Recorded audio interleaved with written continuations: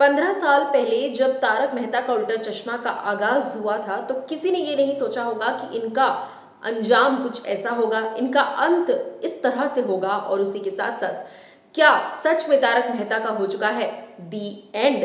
चलिए आपको बताते हैं। Well hello guys and welcome to FIFA फूज। मैं हूं ज्योति नाहक। भाई दी एंड एक बहुत बड़ा शब्द है। किसी भी चीज के खत्म होने पर जहां एक तरफ जनता काफी दुखी होती है, वहीं कहीं ना कहीं बहुत सारे इमोशंस का रश होता है। लेकिन ये वाला जो दी एंड है तारक मेहता का, ये मुझे लगता है एक राहत की सांस होगी कई सारे लोगों के लिए। और वो कई सारे लोग कौन होंगे? वो सारे लोग होंगे उस शो के सभी आर्टिस्ट जिन्होंने 15 साल से इस शो को चलाया है, लेकिन आज भी उनके साथ बर्ताव गलत हो रहा है। वेल पिछले कुछ वक्त में तारक मेहता को डेफिनेटली नजर लग गई है। आप कह सकते हैं कि इनकी 7.5 तब से शुरू हो गई जिस वक्त से दयाबेन उर्फ दिशा वखानी इस शो को छोड़कर निकल गई। कोई रीजन सामने नहीं आया। प्रेगनेंसी के वजह से जैसे ही दिशाबेन ने इस रिश्ते को खत्म किया, यानी कि मेकर्स के साथ अपनी इस कमराडरी को, मेकर्स के साथ इतने सालों का जो उनका रिश्ता था, दयाबेन का जो रिश्ता था, वो खत्म किया। शो को छोड़कर वो निकली इस उम्मीद से कि वो आएंगे जरूर, लेकिन वो लौटकर नहीं आई। आज तक मेकर्स उन्हें रिप्लेस नहीं कर पाए हैं। उसी के बाद 14 साल बाद दूसरा झटका शो को तब लगा जब शैलेश लोधा जी ने इस शो को छोड़ दिया। ये भी अपने आप में एक बहुत बड़ा इंसिडेंट था। मेकर्स के लिए वाकई एक झंझोड़ने वाला मोमेंट था।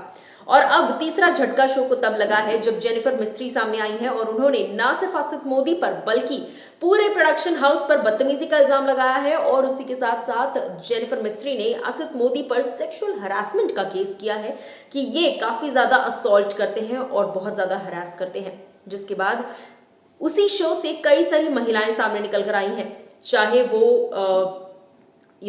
मोनिका भदौरिया हो जो बावरी का किरदार निभाती हैं, चाहे वो शो में रीटा रिपोर्टर का किरदार निभाने वाली एक्ट्रेस हो, या फिर वो जेनिफर मिस्त्री हो। इस तरह के कई सारे नाम सामने आए। सबने कह दिया कि अब ये शो जो है, इसके अंदर की असलियत जब जनता को दिख रही है तो क्या ये शो लोगों को उतना ही फनी और एंटरटेनिंग लगेगा?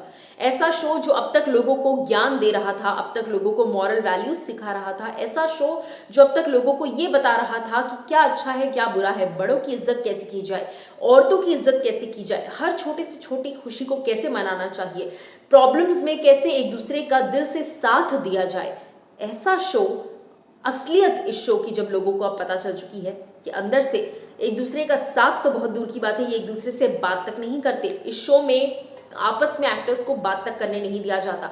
तो क्या होगा इस शो का? बहुत सारे लोगों का ये मानना है और सोर्सेज इस बात को कह रहे हैं कि it is finally and officially the end of Taarak Mehta Ka Ooltah चश्मा। इसके आगे कोई रोड नहीं है, इसके आगे और कोई मोड नहीं है। एक ही रोड है और वो है डेड एंड, दी एंड।